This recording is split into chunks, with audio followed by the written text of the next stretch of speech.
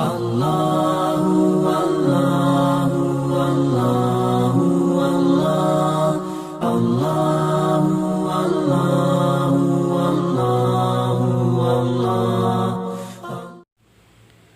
Abu Hurairah atau nama aslinya Abdul Syamsi bin Syakhir hanyalah seorang buruh upahan pengembala kambing dari keluarga Busrah bin Ghazwan, salah satu pemuka dari kabilah Bani Daus di Yaman.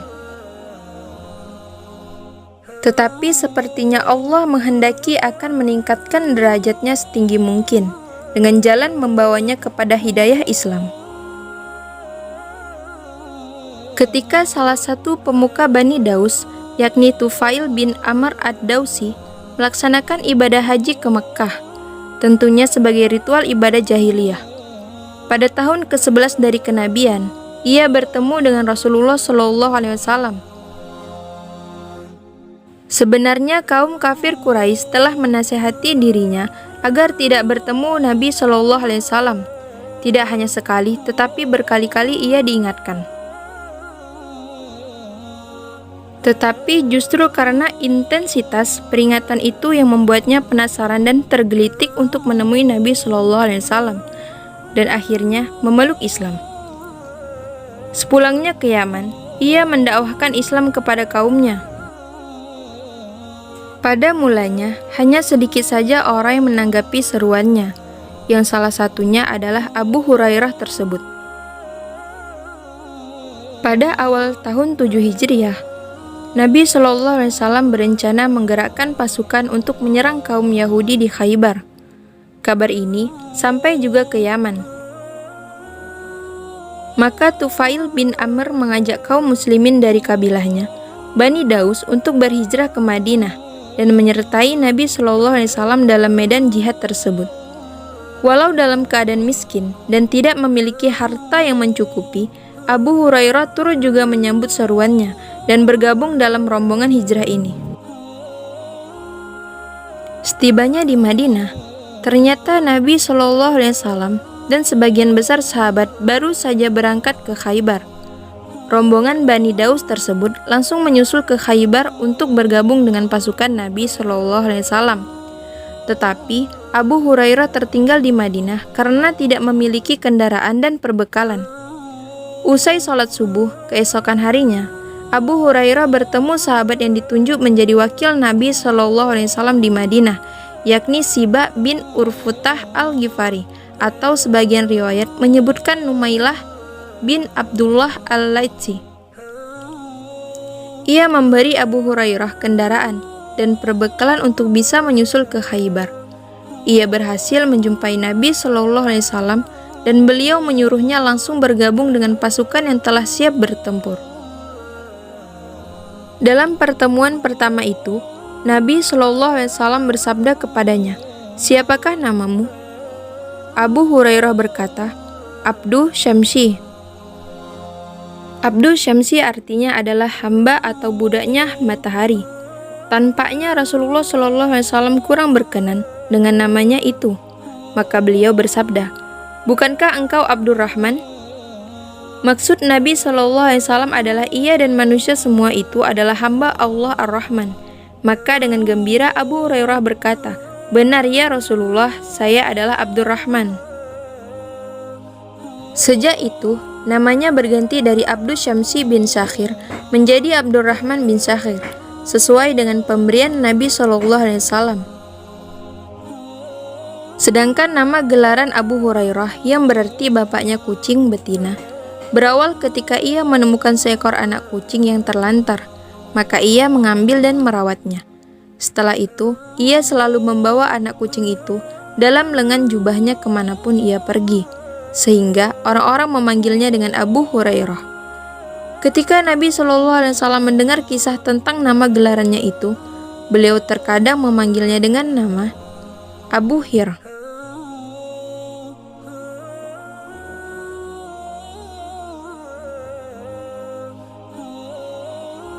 Ketika Nabi SAW mendengar kisah tentang nama gelarannya itu, beliau terkadang memanggilnya dengan nama Abul Hir, yang artinya adalah bapaknya kucing jantan. Sepulangnya dari Khaybar, sebagaimana sahabat pendatang muhajirin miskin lainnya, Nabi Shallallahu Alaihi Wasallam menempatkan Abu Hurairah di serambi masjid yang dikenal sebagai Ahlus Suffah, yang berarti menjadi tetangga Nabi Shallallahu Alaihi Wasallam. Mereka tidak makan kecuali apa yang diberikan Nabi Shallallahu Alaihi Wasallam, sehingga mereka sering mengalami hal-hal yang bersifat mukjizat dalam hal ini. Misalnya, Nabi Shallallahu Alaihi Wasallam mendapat hadiah segantang susu. Beliau akan menyuruh Abu Hurairah memanggil seluruh penghuni Ahlus Suffah yang berjumlah sekitar 70 orang. Sebagian riwayat 40 orang untuk menikmati susu tersebut dan mencukupi. Kadang hanya sepanci masakan daging atau setangkup kurma atau sedikit makanan lainnya, tetapi mencukupi untuk mengenyangkan keluarga Nabi Shallallahu Alaihi Wasallam dan para penghuni Ahlus Suffah. Sebagai buruh gembala kambing, Abu Hurairah juga seorang yang buta huruf atau ummi. Tetapi kalau Allah Subhanahu wa taala memang telah berkehendak akan memberikan kemuliaan kepada seseorang, mudah sekali jalannya, walau mungkin ia memiliki banyak kekurangan, bahkan derajat yang rendah dalam pandangan manusia. Seperti halnya terjadi pada Bilal bin Rabah. Ternyata Allah Subhanahu wa taala mengaruniakan kelebihan lain pada Abu Hurairah, yakni otak yang sangat jenius, sehingga mempunyai kemampuan menghafal yang tidak ada bandingannya. Dengan karunia Allah ini, akhirnya ia menjadi seseorang yang paling banyak meriwayatkan hadis Nabi Shallallahu Alaihi Wasallam. Kemampuan Abu Hurairah tersebut ternyata didukung dengan berkah yang diperolehnya dari Nabi Shallallahu Alaihi Wasallam. Suatu ketika, Nabi Shallallahu Alaihi Wasallam pernah bersabda pada beberapa sahabat, "Siapa yang membentangkan surbannya di depanku hingga selesai pembicaraanku, kemudian meraihnya atau menangkupkan ke dirinya, maka ia tak akan terlupa akan sesuatu apapun yang didengarnya dari diriku." Abu Hurairah bereaksi cepat mendahului para sahabat lainnya, membentangkan surbannya di depan Nabi Shallallahu Alaihi Wasallam. Setelah beliau selesai berbicara, ia segera menangkupkan surbannya tersebut ke dirinya. Dalam peristiwa lainnya, Abu Hurairah bersama dua orang sahabat lainnya tengah berzikir dan berdoa. Tiba-tiba, Nabi Shallallahu Alaihi Wasallam datang sehingga mereka menghentikan aktivitasnya untuk menghormati. Tetapi beliau bersabda, "Lanjutkanlah doa kalian." Maka salah seorang sahabat melanjutkan berdoa, dan setelah ia selesai berdoa, Nabi Shallallahu Alaihi Wasallam mengaminkannya. Sahabat satunya ganti berdoa, dan setelah selesai Nabi Shallallahu Alaihi Wasallam mengaminkan doanya. Giliran Abu Hurairah, ia berdoa, "Wahai Allah, aku memohon kepadamu apa yang dimohonkan oleh dua sahabatku ini, dan aku juga bermohon kepadamu, karuniakanlah kepadaku ilmu yang tidak akan dapat aku lupakan." Nabi Shallallahu Alaihi Wasallam tersenyum mendengar doa Abu Hurairah itu dan mengaminkannya pula. Setelah kejadian itu, ia tidak pernah terlupa apapun yang pernah disabdakan oleh Nabi Shallallahu Alaihi Wasallam.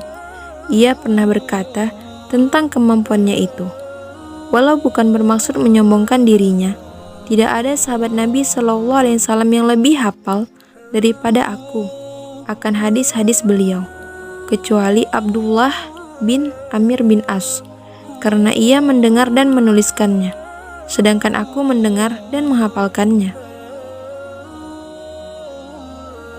Sebenarnya cukup banyak sahabat yang mempertanyakan bagaimana mungkin ia tahu begitu banyak hadis-hadis Nabi Shallallahu Alaihi Wasallam, padahal ia tidak termasuk sahabat yang memeluk Islam dan bergaul langsung dengan beliau sejak awal.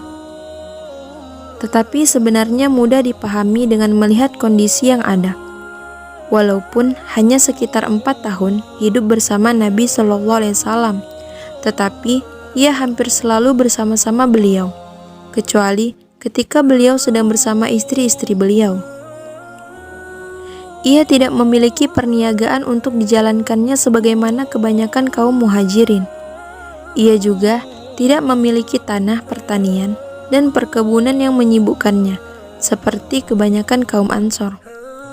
Di waktu-waktu senggangnya, kadang Nabi SAW menceritakan berbagai hal dan peristiwa sebelum keislamannya. Atau terkadang Abu Hurairah yang menanyakan kepada beliau. Jadi, pantaslah ia lebih banyak mengetahui daripada kebanyakan sahabat lainnya. Pada masa Khalifah Muawiyah, sang khalifah pernah mengetes kemampuan hafalannya, walau tanpa sepengetahuannya. Abu Hurairah dipanggil menghadap Muawiyah, kemudian diperintahkan menyebutkan semua hadis yang ia dengar dari Nabi SAW. Diam-diam Muawiyah menyiapkan beberapa penulis di tempat tersembunyi untuk mencatat semua hadis yang disampaikan Abu Hurairah itu secara berurutan. Setahun kemudian, Abu Hurairah dihadapkan kembali kepada Muawiyah dan disuruh menyebutkan hadis-hadis tersebut. Dan diam-diam juga Muawiyah memerintahkan para pencatat itu untuk mengecek kebenarannya. Setelah Abu Hurairah berlalu, para penulis hadis tersebut mengatakan pada Muawiyah bahwa yang disampaikannya tersebut 100% persis sama dengan setahun sebelumnya, termasuk urut-urutannya. Bahkan tidak ada satu huruf pun yang terlewat atau berbeda. Muawiyah hanya geleng-geleng kepala seolah tidak percaya, tetapi ini memang nyata. Sepeninggal Nabi SAW, Abu Hurairah selalu mengisi sisa waktu hidupnya dengan ibadah dan berjihad di jalan Allah. Ia mempunyai kantung yang berisi biji-biji kurma untuk menghitung zikirnya. Ia mengeluarkannya satu persatu dari kantung. Setelah habis, ia memasukkannya lagi satu persatu. Secara istiqomah, ia mengisi malam hari di rumahnya dengan beribadah secara bergantian dengan istri dan anaknya, atau pelayannya pada riwayat lainnya. Masing-masing sepertiga malam. Kadang ia pada sepertiga malam pertama, atau sepertiga pertengahan, dan terkadang pada sepertiga malam akhirnya yang merupakan saat mustajabah. Sehingga malam hari di keluarganya selalu terisi penuh dengan ibadah. Pada masa Khalifah Umar, ia sempat diangkat menjadi amir di Bahrain. Seperti kebanyakan sahabat pilihan Nabi SAW lainnya, ia menggunakan gaji atau tunjangan yang diterima dari jabatannya untuk menyantuni dan membantu orang yang membutuhkan. Untuk menunjang kehidupannya, ia mempunyai kuda yang diternakannya dan ternyata berkembang sangat cepat sehingga ia menjadi lumayan kaya dibanding umumnya sahabat lainnya. Apalagi banyak juga orang-orang yang belajar hadis dari dirinya, dan seringkali mereka memberikan hadiah sebagai bentuk terima kasih dan penghargaan kepadanya. Ketika Umar mengetahui Abu Hurairah memiliki kekayaan yang melebihi penghasilannya, ia memanggilnya menghadap ke Madinah untuk mempertanggungjawabkan hartanya tersebut. Begitu tiba di Madinah dan menghadap, Umar langsung menyemprotnya dengan pedas. "Hai musuh Allah dan musuh kitabnya, apa engkau telah mencuri harta Allah?" Abu Hurairah yang sangat mengenal watak dan karakter Umar dan juga mengetahui sabda Nabi SAW bahwa Umar adalah kunci atau gemboknya fitnah, dengan tenang berkata, "Aku bukan musuh Allah SWT dan juga bukan musuh kitabnya, tetapi aku hanyalah orang yang memusuhi orang yang menjadi musuh keduanya, dan aku bukan orang yang mencuri harta Allah." "Dari mana kau peroleh harta kekayaanmu tersebut?" Abu Hurairah menjelaskan asal muasal hartanya, yang tentu saja dari jalan halal. Tetapi Umar berkata lagi, "Kembalikan harta itu ke Baitul Mal." Abu Hurairah adalah didikan Nabi SAW yang bersikap juhud dan tidak cinta duniawiyah. Walau bisa saja ia berargumentasi untuk mempertahankan harta miliknya, tetapi ia tidak melakukannya. Karena itu, tanpa banyak pertanyaan dan protes, ia menyerahkan hartanya tersebut kepada Umar. Setelah itu, ia mengangkat tangannya dan berdoa, "Ya Allah, ampunilah Amirul Mukminin Umar." Beberapa waktu kemudian, Umar ingin mengangkatnya menjadi amir di suatu daerah lain. Dengan meminta maaf, Abu Hurairah menolak penawaran tersebut. Ketika Umar menanyakan alasannya, Abu Hurairah menjawab, "Agar kehormatanku tidak sampai tercela, hartaku tidak dirampas, dan punggungku tidak dipukul." Beberapa saat berhenti, ia meneruskan lagi seakan ingin memberi nasihat kepada Umar, "Dan aku takut menghukum tanpa ilmu dan bicara tanpa belas kasih." Umar pun tak berkutik dan tidak bisa memaksa lagi seperti biasanya.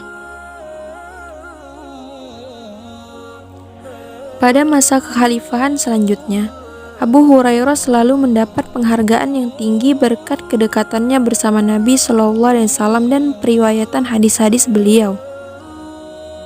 Sehingga secara materi sebenarnya ia tidak pernah kekurangan, sebagaimana masa kecilnya atau masa-masa bersama Rasulullah SAW. Tetapi dalam kelimpahan harta dan ketenaran ini, Abu Hurairah tetap bersikap juhud dan sederhana dalam kehidupannya, sebagaimana dicontohkan Nabi SAW. Pernah suatu kali di masa Khalifah Muawiyah, ia mendapat kiriman uang 1000 dinar dari Marwan bin Hakam. Tetapi keesokan harinya, utusan Marwan datang menyatakan kalau kiriman itu salah alamat. Dengan tercengang ia berkata, "Uang itu telah habis kubelanjakan di jalan Allah. 1 dinar pun tidak ada yang bermalam di rumahku. Bila hakku dari Baitul Mal keluar, ambillah sebagai gantinya."